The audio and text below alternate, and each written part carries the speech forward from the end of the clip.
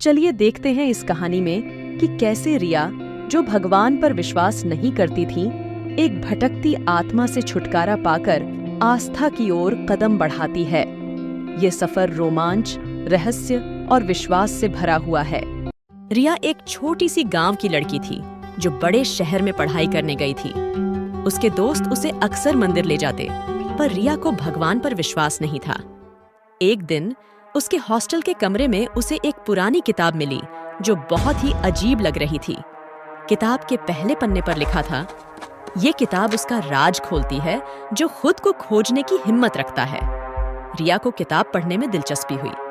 एक रात जब सब सो रहे थे, उसने किताब पढ़ना शुरू किया। हर पन्ने के साथ उसे अजीब सी फीलिंग आने लगी, जैसे कोई उसे देख रहा हो। उसने सोचा ये सिर्फ उसका वहम है और किताब को बंद कर दिया। 2 दिन बाद रिया ने नोटिस किया कि उसके कमरे में अजीब अजीब चीजें होने लगी हैं।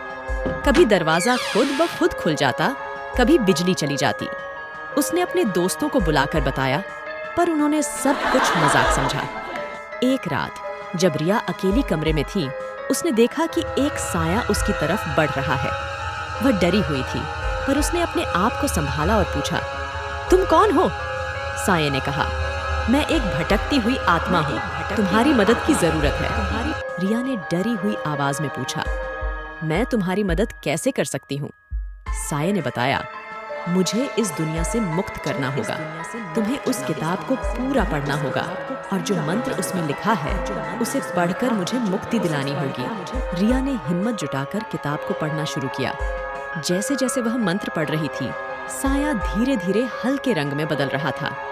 मंत्र खत्म होने पर वह साया एक रोशनी में बदल गया और गायब हो गया। उस रात रिया ने सपने में देखा कि एक रोशनी का पुतला उसे आशीर्वाद दे रहा है और कह रहा है, तुम्हारी श्रद्धा ने मुझे मुक्त किया है।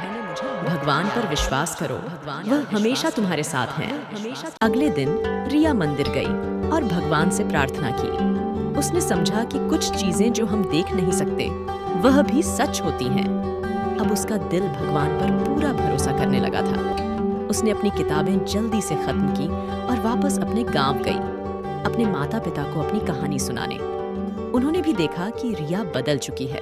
उसकी आंखों में एक नई चमक थी, एक नया विश्वास था।